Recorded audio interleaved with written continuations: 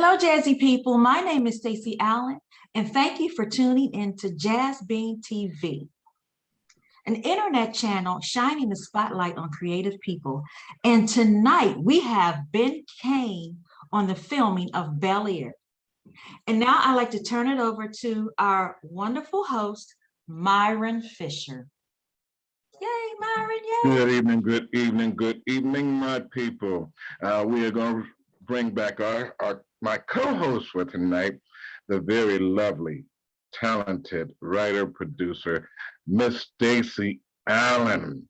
All right, and I want to give some shout-outs to Chaz Wins with this show, Chaz Burke with his show, Chaz Win, and also Annie Mae, the Neil Somstrick, with her show, For the Love of Music. And I wanted to introduce you to our special guest today. Oh man, I love this brother. I mean, he's just a down-to-earth, cool brother. From here in the area, Pittsburgh, talented, very talented actor, stage and screen. Well, help me welcome the brother, Ben Cain. What's up, my brother? How you doing? Hey. I think she got us recording now. Don't do her like that. Stop that. Cut that out. I love her. She's a sweetheart, man. She's a sweetheart. She is. She's just good people. She's like you and I, man. And Mark and that's just good people, man. That's it. So I was asking you, my brother, where you were from? My mother and father are from Aliquippa, Pennsylvania, so I always have a representation in my heart and soul for Aliquippa and Pittsburgh area. And then, I was raised in Flint, Michigan. That's where my family moved there to school for high school, elementary school, and all of that. Yeah. And now, what got you started in acting? I was in my 10th grade high school. I went and seen a play. Now, before this play, I decided when I was a kid, all I ever wanted to be was cool from Kool in the Gang. That's what I wanted to be with my life. I wanted to be cool from Kool. I wanted to play the bass. I wanted to be in a band, and I just wanted to just be on tour all the time. But then I went and seen a play called Pippin in high school. And so when I seen Pippin and the brother who was playing the lead player, my friend Lamar Taylor, who's a dear friend of mine now, he was, 2 years older than me, but he was the one on stage. And I seen that and I was like, what that brother's doing, that's what I want to do. And from that point, that was it. Oh man, cool. Now, how was the transition? I have a question. Go ahead. You said when you went from high school, you wanted to do this. So did you have any, who were your peers? Did you have any support back in high school? Yeah, I went to a school that was predominantly for performing arts. Like they had the theater, they had the choir, the band, and all that. So that school was pretty much known for the fine arts. So that's why I went to that high school. So I mean, my teachers were all super supportive. Mrs. Creer, Mr. Jennings, Mr. Peacock. These all were teachers in that school district that were really about the arts. Now, my parents didn't specifically like that I wanted to become an actor. I mean, they probably didn't even like that I wanted to be cool from Kool in the Gang. But they wanted me to have a regular, education.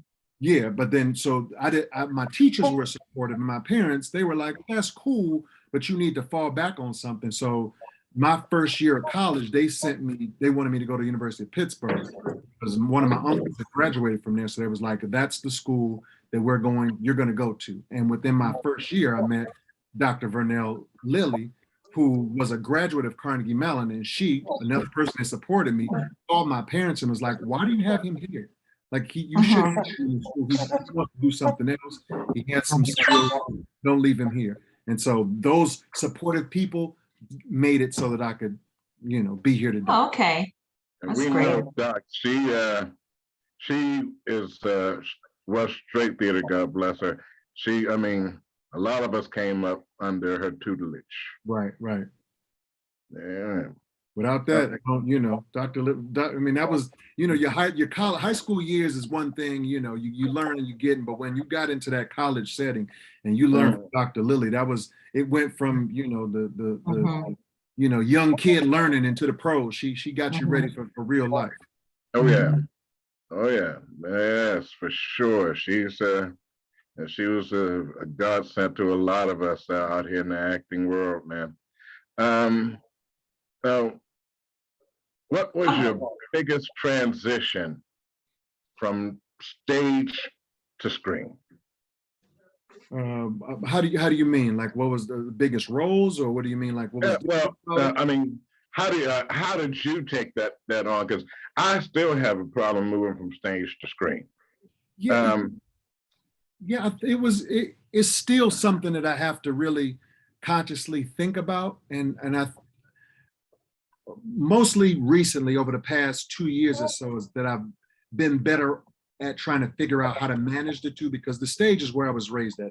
That's you know, that's my baby. That's what I know. That's where it all began. So I know that for a longer amount of time than I know being in front of a camera, you know. But so at one point in time, I was keeping them both separate, like they were two different worlds, you know. But then I was like, I need to find the similarities so that I can put my mind into something that I already know. And so one of the tricks that helped me kind of get my brain right is that we all know how difficult it is when you have tech week, you know, when you have a Q, you know what I'm saying?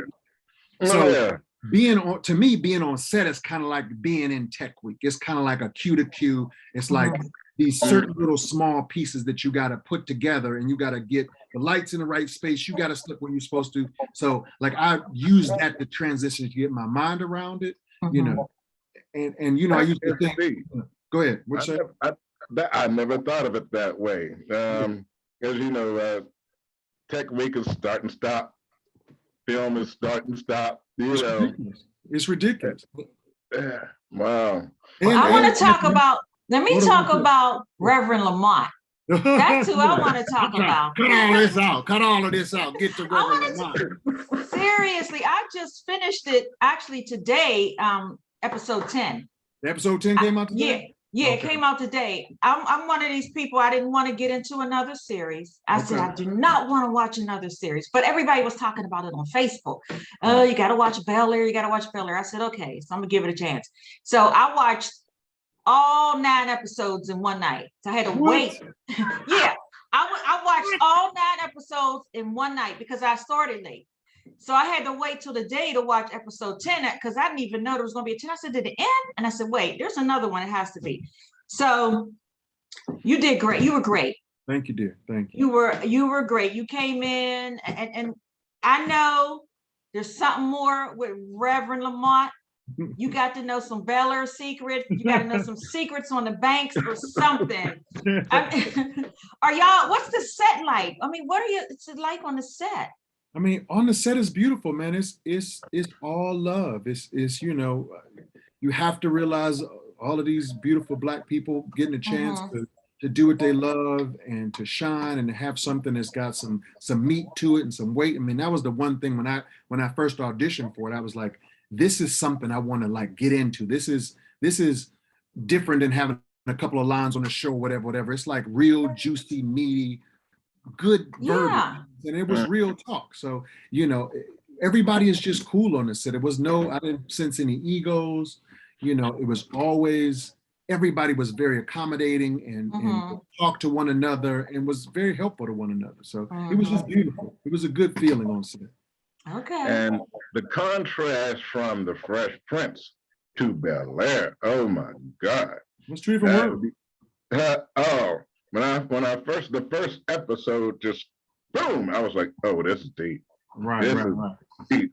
If you haven't seen Bel Air, download Peacock. Check out my man right here, Ben Cain. Bel Air is a super fine show, people. You have to watch it, no doubt. Yeah, it is. Yeah. And I was excited to see what they did with the characters and Carlton. Yeah, I was excited to see what they did with Carlton and Hillary. Carlton, something different, man. Yeah, for sure. That's what everybody, when I would talk to people, they're like, I don't know, this Carlton. I was like, well, I'm glad he got y'all riled up because that means he's doing something right. You know what I'm saying? You can love him or hate him, but he's super talented, nice brother. So I'm glad he getting some shine off of it. Yeah. And they made you look older. I mean, you look so young right now, but on the set, you look, they gave you gray hair. They did something. No, I don't know what it is. I think. Well, you look like you 19 right now. So, but I don't know what they did on set. I guess when I'm by myself, I look young, but I stand next to the rest of the folks. We all look around the same age, I guess. Okay. No, No. it was good. It was good. Yeah. So now, what are some of the plays that you've been in? Now, we mentioned two. 7 Guitars and Little Willie Armstrong Jones. What are some of the other plays you were in? I've done Joe Turner's Come and Gone a couple of times. Okay. I've done The Exonerated, the play about the guys who were put on death row falsely and how they got off. You know, I've done some Romeo and Juliet back in the day. I've done what is the one, Radio Golf. Oh yeah. Once I did that down with Eileen in Houston. One Monkey Don't Stop No Show. I did that. So you've done more theater than actually on the screen, is that right? Because you're in Cruel Summer. Yeah. You're in Cruel Summer, right? Yeah, I didn't see all of it. I think I ended up watching just the first episode. Now I don't know what happened. Like I said, there's so many different series that I get into that I didn't go back to it, but it was good. If I remember, it was about a female. Yeah. A young girl who was put in trapped and released, and they tried to figure out how she got out and how she got in. Yeah. Yeah. Olivia Holt. Yeah, it's a pretty good show. Father. It's a good show. You gotta watch that one too. Yeah, you gotta watch the one too. How many episodes is it? Is it a lot of episodes in that one? It's 10 episodes, and I'm in about 5 of them, I believe, but it's 10 episodes. Oh, okay. All right. Okay. So how was it to get in character? Because you're playing these different characters. Like, what do you do to jump from Cruel Summer to Bel Air? Like, it's crazy during that. I mean, you know, during the pandemic is when most of this was happening. I was in a show before Cruel Summer called Panic that was on Amazon. And so that character, if you ever see the TV show Panic, I'm really like a mean spirited sort of evil sort of guy. You know what I'm saying? I was a little tough on my son at that point in time. And so then once that series ended, then we started working on Cruel Summer, which is a nicer father, you know what I'm saying? Yeah. Like I was much more caring. I was caught between like a daughter and, you know, the biological, I'm the stepfather. So I had to find that little space. And, you know, I'm a black male, but with a white daughter and a white wife. So it's like, and my black daughter was there. So I had to balance all those things. So it was a different sensitivity that I had. Right. You know, and then with Bel Air, well, before I did Bel Air, I got another series that's coming out starting in April called Long Slow Exhale. It's going to be on Spectrum. Okay. So then I play a basketball coach, a girls basketball coach. So then that whole experience of like not being tough on girls or tough on anybody, but also being careful about how I speak to young women and make sure they're all right. And, you know, all of that, trying to put it together. So all of these things just all fuel, because all of them are within me. I just have to find out which part of me I need to bring out for this. And then when the Reverend came about, it was like the scene, you know, the first scene, that's episode 3, like I was hard on him. You were hating on the Banks. I wasn't hating. I just was like, hey, listen, you dropped the ball here. Okay. So I had to let him know. But you see, like the switch of like, because the Carlton said that he and I I was there for the wedding, you know what I'm saying? I married them, so I've been close with them. So that's why I know you know some secrets that's coming up in the next season. So for us to fix our relationship is what you saw. 2 brothers having some problems, but being like, what is the difference? Like, I just need you to come home. You know what I'm saying? So we had to have that thing. So all of these characters are within us, within me. I just have to, when I get the script, I say, what the director want? What does the script ask for? And then Dr. Lily said, dig in there, it's in you. Well, yeah, you can do it. Is there a part or a script you have not, a role you want to do that you have not done yet? Like, have you gave that any thought? I have. People always ask me, like, is there a dream thing or whatever? Yeah. sometimes I think about it, but I'm like, I'm just happy with I always said I wanted to be a working actor. I just want to make sure that I'm always like going from one thing to another. I'm on stage, or if I'm on a film or a TV show, or if I'm doing voiceovers. I just want to keep letting the surprises of what comes next, like, get me riled up. Now, I don't mind at some point in time playing something a little more, not because people don't see me that way, either street or mean or something like that, because that's not really like an evil sort of guy. It's in me. If I don't, I mean, when I did Joe Turner, was the first time my family was like, oh, I didn't even think you could look and act like Okay. Yeah, that would be different for you.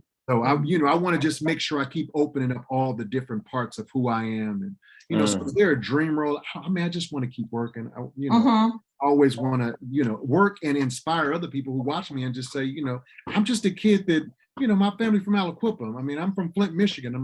I'm just a kid that just never gave up. Like I get excited about that aspect of whatever I'm doing and be like, listen, I'm just grinding. I just decided this is what I want to do. There you go. I hear you. And on that note, what is some good advice you can get to up and coming artists? I mean, schooling, get either schooling or training. Training is necessary. You need to learn as much as possible. I don't think you can ever really stop learning, as far as I'm concerned. Like in some form of fashion.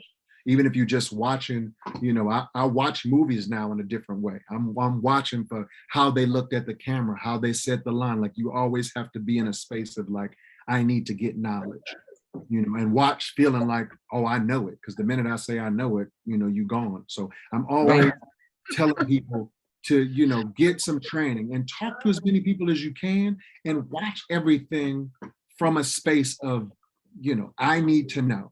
I need to know. And, the main thing I always think about in this game is to run it like a business, because the acting game is a business.